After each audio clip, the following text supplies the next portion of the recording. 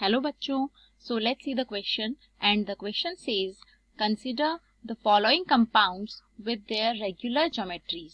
Okay, so यहाँ पर हमें कुछ compounds दिए हैं, जैसे compound A इसकी geometry दी हुई है square planar, compound B trigonal bipyramidal, compound C square pyramidal, compound D octahedral, compound E pentagonal bipyramidal. ठीक है, now calculate value of x plus Y minus z का whole square where x is total number of axial d orbitals having zero nodal planes. Y and z are total number of non-axial and axial d orbitals respectively, each one having two nodal planes used in hybridization of central metal atoms of compounds A to E. ठीक है, तो यहाँ पर हमें 5 अलग अलग compounds दिए हुए हैं और उनकी ज्योमेट्री दी हुई है. ठीक है, और इसमें x plus Y minus Z का होल स्क्वायर की वैल्यू हमें फाइंड आउट करनी है, जिसमें x, y और z जो है, x जो है ये total number of axial D orbital है जिसमें कि जीरो नोडल प्लेन होना चाहिए, और y और z नॉन एक्सियल और एक्सियल डी ऑर्बिटल्स हैं जिसमें कि दो नोडल प्लेन्स होने चाहिए. Okay, so let's solve this particular question first. Okay, तो यहाँ पर जो कंपाउंड A दिया हुआ है, ठीक है, तो एक साइड हम कंपाउंड्स लिख लेते हैं, compounds A, B, C, D और E. ठीक है, कंपाउंड A जो है इसकी ज्योमेट्री हमें दी हुई है स्क्वायर प्लेनर. ठीक है, तो इसकी ज्योमेट्री हम यहाँ पर लिख लेते हैं स्क्वायर प्लेनर.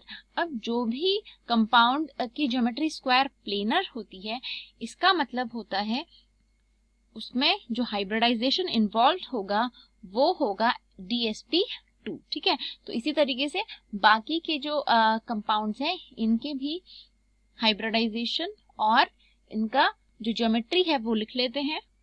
तो इन पांचों ही कंपाउंड्स की जो ज्योमेट्री है वो इस तरीके से है.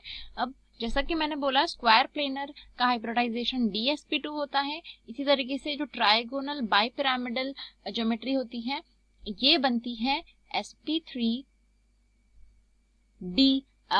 इस हाइब्रिडाइजेशन से स्क्वायर पिरामिडल भी sp3d हाइब्रिडाइजेशन से बनता है. ऑक्टाहेड्रल में हाइब्रिडाइजेशन होता है sp3d2 या फिर d2sp3, और इसी तरीके से पेंटागोनल बाइपिरामिडल में हाइब्रिडाइजेशन होता है sp3d3. ठीक है, अब इन सभी हाइब्रिडाइजेशंस में d ऑर्बिटल जो इन्वॉल्व है, ठीक है, क्योंकि इन सभी में d ऑर्बिटल कहीं ना कहीं इन्वॉल्व है, तो कौन सा वाला d ऑर्बिटल इन्वॉल्व है ये हमें पता होना चाहिए. और हमें यहाँ पर x, y और z जो है ये d ऑर्बिटल के नंबर ही काउंट करने हैं, इसीलिए d ऑर्बिटल कौन सा वाला इन्वॉल्व है वो पता होना जरूरी है. तो DsP2 जो हाइब्रिडाइजेशन होता है इसमें जो d ऑर्बिटल इन्वॉल्व होता है वो होता है dx square minus Y square. ठीक है, इसी तरीके से जो TBP यानी ट्राइगोनल बाइपिरामिडल ज्योमेट्री में जो d ऑर्बिटल इन्वॉल्व होता है वो होता है dz स्क्वायर. sp3d में dx square minus Y square, sp3d2 में dx square minus Y square and dz square, क्योंकि दो d ऑर्बिटल्स इन्वॉल्व है तो ये दोनों d ऑर्बिटल्स होते हैं. और sp3d3 हाइब्रिडाइजेशन में dx square minus Y square, dz square और इसके अलावा dxy, ये ऑर्बिटल्स इन्वॉल्व यहाँ पर होते हैं. ठीक है, अब हमें देखना है कि ये जो d ऑर्बिटल्स हैं, ठीक है, ये जो अलग अलग तरीके के d ऑर्बिटल्स हैं इसमें से x, y और z के अंदर कितने नंबर ऑफ d ऑर्बिटल्स लाई करते हैं, और इसके लिए हमें इन पर्टिकुलर ऑर्बिटल्स का जो शेप है, ठीक है, तो जो इनके जो लोब्स हैं वो किस तरीके से प्रेजेंट हैं वो पता होना चाहिए. तो अगर हम dx square minus Y square orbital को देखें तो इस ऑर्बिटल का शेप जो है वो कुछ इस तरीके से होता है. लेट्स से x ये है, y ये है, तो जो dx square minus Y square orbital है इसका जो शेप होगा वो कुछ इस तरीके से होता है. ठीक है, यानी ये एक्सियल d ऑर्बिटल होता है.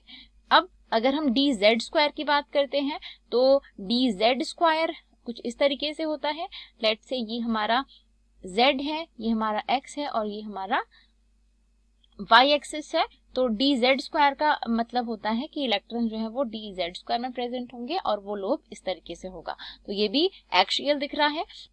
अब जो तीसरे टाइप का लोब डी ऑर्बिटल यहाँ पर प्रेजेंट हमें दिख रहा है वो है डी एक्स वाई। तो डी एक्स वाई का जो शेप होता है वो कुछ इस तरीके से होता है।